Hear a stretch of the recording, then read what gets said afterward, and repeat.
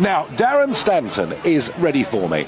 He is a body language expert, and I've got one or two quite important questions to ask him. Darren, good afternoon. Welcome to the programme. Got to ask you, when the Diamond Jubilee coach, when it arrived at the Abbey, and it was 5 minutes early, there's no dispute about that whatsoever, and Charles looks a little bit discombobulated, and then the coach moves on a couple of yards, and we see that image of him looking down, muttering. What's that telling us, Darren Stanton?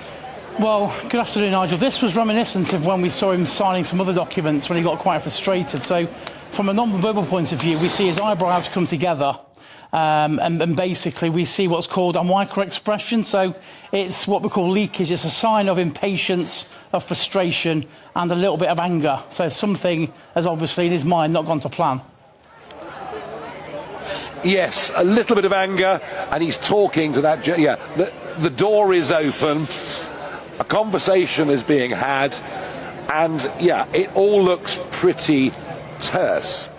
Thereafter, going through those extraordinary moments as he came out from behind the screen, having been anointed, as we moved on to the crowning, what did you see in Charles's body language and Charles's face? I actually felt he probably felt a little bit overwhelmed actually in awe of it all, even though he's obviously prepared his whole life for this moment.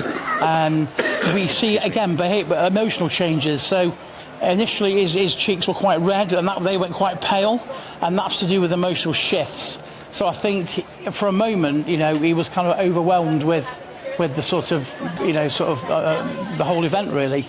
And also we saw him sort of looking down quite a lot, and at certain times it did become quite sort of teary, so I noticed that he was holding back a lot of emotion.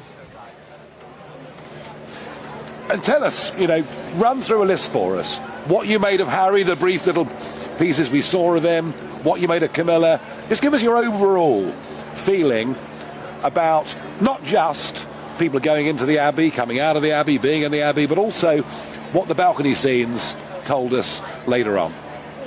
So I think this is a celebration that everyone has come together to be part of. Obviously, with all the things of COVID and the Queen passing away, I think it's something that the whole nation has come together in. In terms of Harry, when he made his way into the Abbey, he came over to me like a fish out of water. He felt very anxious, and we could see that in his face. Again, we saw his eyebrows come together, and again, it was almost, I'm not quite sure what I'm doing or what I'm supposed to be doing. And we saw Princess Beatrice. She was kind of talking to him, trying to put him at ease, because he did feel like a bit of a fish out of water. Although later on, he did sort of find his confidence. And I do find with Prince Harry that he tends to be a lot more confident in himself when he does appear at events without Meghan. That's a very interesting point. So what you're saying is really that when he's with Meghan, he's kind of playing second fiddle. Yeah, absolutely. I've noticed a lot of the events that he attends, he does play second fiddle, and also certainly Invictus games, when he attends alone, we see the Prince Harry that we've always seen. He's sort of very outgoing, laughing and joking, whereas, with Meghan, he tends to... I've seen lots of what we call fake smiles. The most faked emotion is a smile, and we do that to avoid social awkwardness, and we see lots of fake smiles with Harry when he's with Meghan, and that's just to avoid, the social awkwardness of not really having a good time.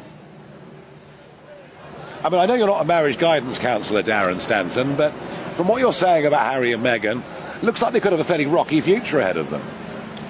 I believe so, Nigel. Yeah, I don't think it's going to be plain sailing by any chalk, really. No, well, I'm sure that's absolutely right. And what about Camilla? I mean, I thought she looked pretty comfortable through it all. Absolutely. I mean, she has always been Charles's rock, really, and in various events that they've both been attending, we notice that Charles is always making sure that Camilla's, very nearby to him, and if he can't see her, he tends to get a little bit anxious.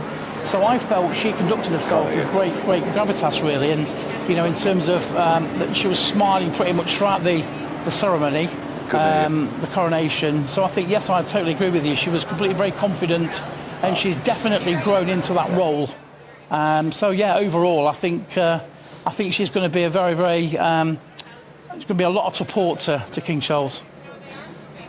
Without a doubt. And quite a moment there, wasn't there, in the ceremony between father and son, the Prince of Wales and the King. That looked really genuine. I believe it was, Nigel, and the thing was a great father and son moment. And even though these people are royalty and they've spent their whole life in the public eye, the two people, father and son, coming together, it's the role that Charles has spent his whole life preparing for. So there was what we call massive, deep rapport, and that's demonstrated by a lot of eye contact. Both William and the King were showing signs of emotion. And again, we also saw that King Charles's cheeks were kind of changing in terms of becoming more redder. And that is, again, a shift in emotion. So I think for a moment, I think King Charles was really fighting back that emotion. Yeah, Alistair Stewart a few moments ago made that very point, that it seemed to be a very, very intimate and, yes, very emotional moment between father and son. Very real, very genuine, an image that will last for a long time.